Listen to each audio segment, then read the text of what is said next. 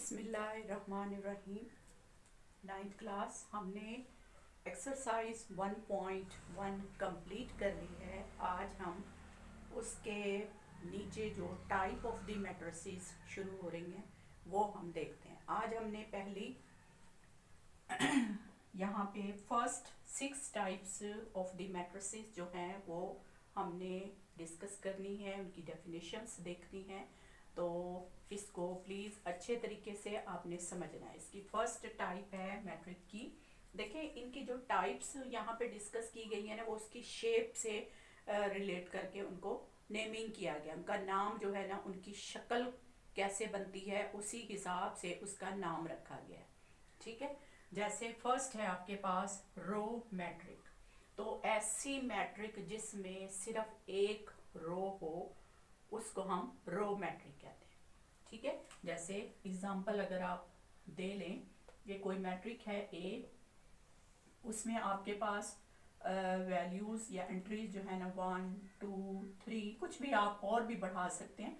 ठीक है, तो मैंने अभी आपको 3 एलिमेंट्स की ले ली है। देखिए इसमें एक रो है, कॉलम 1 2 3 है, तो 1 रो और कॉलम 3, 2 भी हो सकते थे, कॉलम 4 भी हो सकते थे। ठीक है, यानी कॉलम चाहे जितने मर्जी हो, रो एक होनी चाहिए। ठीक है, ऐसी मैट्रिक को हम रो मैट्रिक कहेंगे। A matrix which have only one row is called the row matrix. Next हमारे पास है column matrix. Column matrix, a matrix which have one column, यानी उसका कॉलम एक हो। इसको भी अगर नाम दे लें, नाम आप कुछ भी दे दिया करें अपनी मर्जी से। तो 1 2 3, ये देखें मैंने अभी एक कॉलम रखा है। तो अब इसमें पहले हम क्योंकि रो लिखते हैं तो 1 2 3, इसमें 3 रोज हैं और कॉलम क्या है 1। तो इसका ऑर्डर 3 क्रॉस 1। इसका ऑर्डर क्या था 1 क्रॉस 3, यानी पहले हम रो लिखते हैं तो इसमें एक रो थी, कॉलम 3 थे, ये रो मैट्रिक। फिर इसमें रो तो 3 है लेकिन कॉलम एक है। ठीक, तो ये हमारे पास कॉलम मैट्रिक। तो कॉलम मैट्रिक की डेफिनेशन क्या होगी? A matrix which have one column is called column matrix. A matrix have one row is called row matrix. Next है हमारे पास रेक्टेंगुलर मैट्रिक। अब रेक्टेंगुलर अगर आप देखें ना, आपके पास ज्योमेट्री में शेप ऐसी होती है, ये रेक्टेंगुलर है। ठीक है, इसमें ये लेंथ होती है, ये इसकी विड्थ होती है। ठीक, लेंथ हमेशा ज़्यादा होती है और ये विड्थ, इस तरह की शेप भी हो सकती है ऐसे। यानी यूँ कहना चाहिए कि लेंथ और विड्थ बराबर ना हो, इक्वल ना हो, एक चीज़ बड़ी और एक चीज़ छोटी, तो उस शेप को हम रेक्टेंगुलर शेप कहते हैं। ठीक है, तो रेक्टेंगुलर मैट्रिक फिर ऐसी मैट्रिक को कहा जाता है जिसमें रोज और कॉलम की तादाद इक्वल ना हो, डिफरेंट हो। कभी रो ज्यादा हो सकती हैं, कॉलम कम हो सकते हैं, कभी कॉलम ज्यादा हो सकते हैं, रो कम हो सकती है। बस कंडीशन क्या है कि rows and column are not equal. ठीक है, a metric is called rectangular metric if the number of rows and column are not equal। इसकी भी एग्जांपल आप कोई सी भी, ये भी देखें, ये भी तो जो है रेक्टेंगुलर मैट्रिक भी है, क्योंकि देखें इक्वल नहीं है। ये भी रेक्टेंगुलर मैट्रिक है, इसमें भी रोज और कॉलम इक्वल नहीं है। कुछ भी आप ले सकते हो, रेक्टेंगुलर मैट्रिक आप ऐसे भी ले सकते हो 1 2 3 4 5 6। अब देखें इसमें रो कितनी है 1 2, 2 रोज हैं, कॉलम कितने 1 2 3, 3 कॉलम है। ठीक, इक्वल तो नहीं है ना, so this is a rectangular matrix. अब है स्क्वायर मैट्रिक। तो स्क्वायर मैट्रिक आपको पता है कि ऐसी शेप होती है, देखें स्क्वायर, जिसमें चारों साइड इक्वल होती है, यानी लेंथ और विड्थ चारों तरफ से वो इक्वल होती है। उस शेप को हम ज्योमेट्रिकली स्क्वायर कहते हैं। तो रेक्टेंगुलर मैट्रिक और स्क्वायर मैट्रिक भी उसी ज्योमेट्रिकल नेमिंग से रिलेट हैं। तो स्क्वायर मैट्रिक क्या होता है जिसमें उसकी रोज और उसके कॉलम इक्वल हो, जैसे 1 2 3 4। अब इसमें देखें 2 रोज हैं और 2 ही कॉलम है, ये देखें 2 क्रॉस 2, तो ये एक स्क्वायर मैट्रिक हो गया। ठीक है, जिसमें रोज और कॉलम इक्वल हो। A matrix is called square matrix if the number of rows and column are equal. हमारे पास फिफ्थ डेफिनेशन है नल और जीरो मैट्रिक, यानी नल या जीरो मैट्रिक। तो इसमें आपके पास बुक में इसकी डेफिनेशन थोड़ी सी क्लियर नहीं है, तो उसमें आप जो है ना थोड़ा सा लफ्ज एक वर्ड ऐड कर लें तो वो चीज क्लियर हो जाएगी। अ मैट्रिक ऑफ एनी ऑर्डर, कोई भी मैट्रिक हो, किसी भी ऑर्डर का हो, तो उसकी सारी एंट्रीज अगर इक्वल टू जीरो है तो फिर वो नल मैट्रिक है। आपके पास बुक में एग्जांपल्स डिफरेंट जो है ना ऑर्डर की नल मैट्रिसेस में दिया हुआ है। यानी ये देखें, अगर ये 0 0 0 ये एक कॉलम मैट्रिक है, इसके सारी एंट्रीज जीरो है, ठीक है। 0 0 0 0 ये स्क्वायर मैट्रिक है, इसकी सारी एंट्रीज जीरो हैं, ठीक है। 0 0 0 ये एक रो मैट्रिक है, इसकी सारी एंट्रीज जीरो हैं, ठीक है ना। तो कंडीशन क्या हुई, a matrix of any order, of any order का वर्ड अपनी बुक में डेफिनेशन के साथ ऐड कर लें। A matrix of any order whose all the entries are zero, ठीक है, इस कार्ड दी नल मैट्रिक। और इसको हमेशा जो है ना डिनोट हम किससे करते हैं, ओ से, ऐसे कैपिटल ओ से डिनोट करते हैं नल मैट्रिक को, जीरो मैट्रिक को, ठीक है। लास्ट हमारे पास ये नंबर 6 वाली जो डेफिनेशन है वो है ट्रांसपोज ऑफ ए मैट्रिक, यानी किसी भी मैट्रिक का ट्रांसपोज कैसे लिया जाता है। देखिए ट्रांसपोज, ट्रांसफर से वर्ड निकला है, ट्रांसफर का मतलब होता है ना तब्दील कर देना, चेंज कर देना। तो ट्रांसपोज किसी भी मैट्रिक का कैसे लिया जाएगा, ये शॉर्ट क्वेश्चन आ सकता है, how you can find the transpose. या वो कोई मैट्रिक आपको दे दें और वो कहे कि जी इसका ट्रांसपोज लें, तो आप कैसे लेंगी ट्रांसपोज, ठीक है। ये है हमारे पास अब क्वेश्चन, तो हम इसको लेके देख लेते हैं कि ट्रांसपोज किस तरह से लिया जाता है। देखें कोई मैट्रिक है ए आपके पास, मैं मैट्रिक लिख रही हूँ 1 2 3 4 5 6। देखिए मैं खुद ही लिखती हूँ एंट्रीज अंदर, ठीक है। आप भी इस तरह से खुद ही कुछ भी एग्जाम्पल के लिए आप मैट्रिक की एंट्रीज खुद ही लिख सकती हैं। अब इसका ऑर्डर लिखें जरा, देखिए इसमें कितने ऑर्डर हैं, रो है 1 2, 2 रोज हैं, कॉलम कितने हैं 1 2 3, 3 कॉलम्स है, तो इसका ऑर्डर क्या है 2 by 3। अब जब हमने इसका ट्रांसपोज फाइंड करना है तो हम इसके ऊपर ऐसे छोटा सा t डालेंगे, a raised to power t, transpose of a। तो अब हमने इसके ऊपर भी t छोटा सा लिख देना है, ये हमने इसके ऊपर छोटा सा t लिख दिया।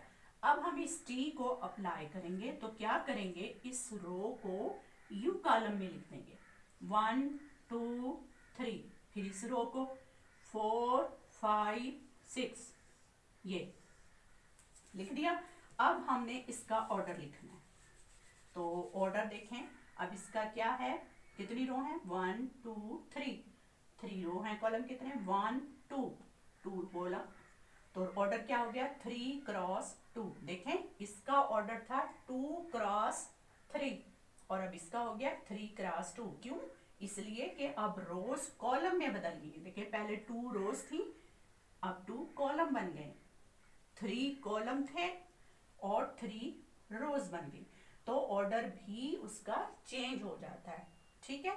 तो डेफिनेशन इसकी क्या बनी फिर, transpose of a matrix when we change the rows into column, और कौन सा है ये, और ये वाला है, ये वाला, इसका मतलब क्या होता है या, ठीक है। और कॉलम इनटू रोज, यानी एक वक्त में एक ही काम करना है, कॉलम को रोज में चेंज करना है या रोज को कॉलम में चेंज कर देना है। तो जब ये चेंज हो जाएगा तो उसके बाद जो मैट्रिक आएगा ना वो होगा इसका ट्रांसपोज, ठीक है। ये असल मैट्रिक था, इसका ट्रांसपोज ये वाला मैट्रिक आ गया, ठीक है। रोज को हमने कॉलम में लिख दिया, उसकी एंट्रीज को, ठीक है। ये हमारी 6 डेफिनेशन थी। नेक्स्ट हमारे पास जो है इसकी टोटल 12 है हमारे पास डेफिनेशन। ठीक है, नेक्स्ट डेफिनेशन देखते हैं। हमारे पास है नेगेटिव। किसी भी मैट्रिक का नेगेटिव किस तरह से फाइंड किया जाता है, ये सारे जो हैं कॉन्सेप्शनल चीजें हैं जो कि शॉर्ट क्वेश्चन में आपसे पूछी भी जाएंगी, और दूसरा ये नेक्स्ट लास्ट में जो लॉन्ग क्वेश्चन आ रहे हैं उसके अंदर ये सब चीजें जो है यूज भी हो रही हैं। तो अब हम देखेंगे कि how you can find the negative of a matric.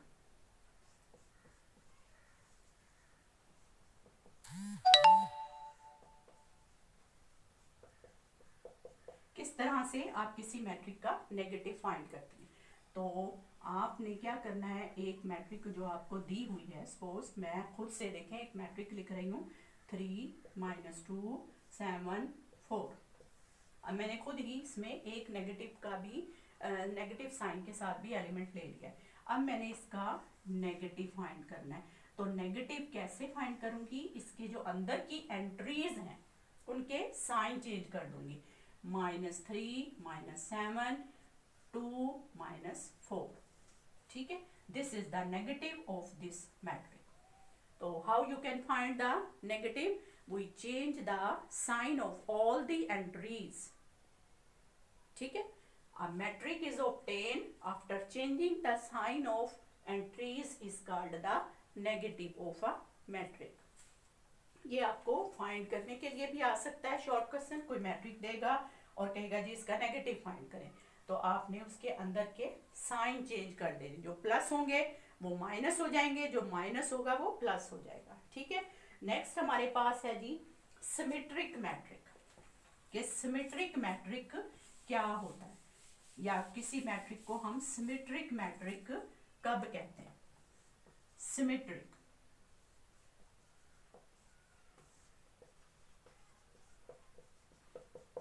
a metric is called symmetric metric if it is equal to its transpose.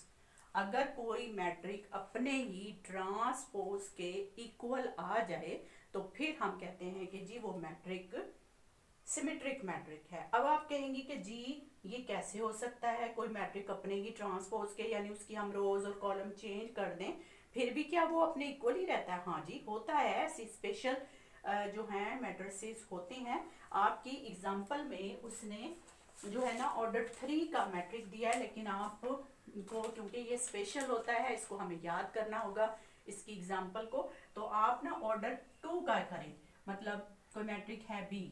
अब देखें मैं बी नाम रख रही हूँ, आपकी बुक में उसने एम दिया हुआ है, तो आप ऑर्डर 2 का, ये जो ऑर्डर 3 का लिखा हुआ है ना, आप इसी में से ना ऊपर वाले यानी जो स्क्वायर वाली फॉर्म में है ना वो उठा ले, यानी 1 2 ये 2 ये -1। अब देखें ये एक मैट्रिक बी है। अब जब मैं इसका ट्रांसपोज लेती हूँ तो देखते हैं जरा क्या कुछ चेंज होता है।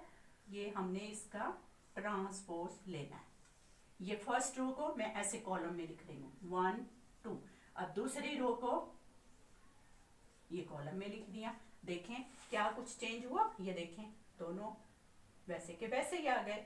ठीक है ना, तो ये आपको याद रखना है कि ये मैट्रिक है 1 2 2 -1, जिसका हम ट्रांसपोज लेते हैं तो वही रहता है वो। इसके अलावा अगर खुदा न खास्ता आपको ये भूल भी जाता है तो आप इसके लिए एग्जाम्पल में ये मैट्रिक भी लिख सकते हैं, ये वाला, क्योंकि इसको भी जब हम ट्रांसपोज लेते हैं इसका तो ये वही रहता है। ये भी वही रहता है। ठीक, ये देखिए फर्स्ट रो को मैंने ऐसे लिखा, फिर दूसरी रो को ऐसे लिखा, तो फिर भी वो बिल्कुल सेम रहा। तो ऐसा matrix after changing the rows into column but it remain same, then this is called the symmetric matrix. ठीक है, अब है जी skew symmetric matrix. Skew symmetric matrix, तो स्क्यू सिमेट्रिक मैट्रिक कौन सा होता है, जब हम उसका ट्रांसपोज लें और वो अपने नेगेटिव के इक्वल आ जाए। ठीक है, पहले तो था ना कि ए ट्रांसपोज इक्वल ए के हो तो सिमेट्रिक है, लेकिन अगर A ट्रांसपोज माइनस A के इक्वल है तो फिर हम उसको कहेंगे कि वो है स्क्यू सिमेट्रिक। क्या है? Skew symmetric. तो इसकी भी एग्जाम्पल आप ले लें, तो आपकी बुक में एग्जाम्पल को उसने ए ही से लिया हुआ है कि अगर ए मैट्रिक है, वहां पर भी ऑर्डर 3 के साथ है, तो आप ऑर्डर 2 का ही याद करें। ठीक है, क्या है उसके एलिमेंट? 0 2 0 2 -2 0। ये देखिए, हमने उसके जो सिर्फ इधर वाली साइड के थे ना, देखो बुक में आपके पास जो है ना ये बड़ा सारा मैट्रिक लिखा हुआ है। मैं अगर इसको आपको फुल लिख के दिखा दूं, ये वाली एग्जांपल है 0 2, यहाँ लिखा हुआ है 3, यहाँ 1, यहाँ फिर -3 -1 और ये 0। ये देखें ऑर्डर 3 का मैट्रिक है। तो ये मैंने सारा नहीं लिया क्योंकि इतने सारे एलिमेंट्स की पोजीशन वाइज आपको याद रखना मुश्किल हो जाएगा।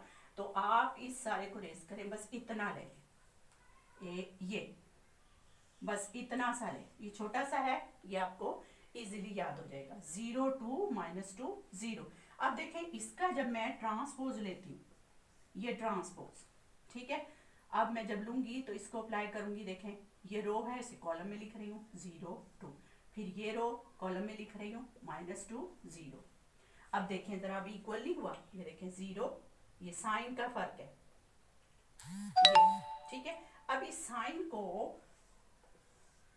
हम कैसे बदलेंगे कि माइनस इसका नेगेटिव ले लेंगे। तब नेगेटिव लेंगे तो ये 0, ये प्लस हो जाएगा 2, ये माइनस हो जाएगा 2 और ये 0।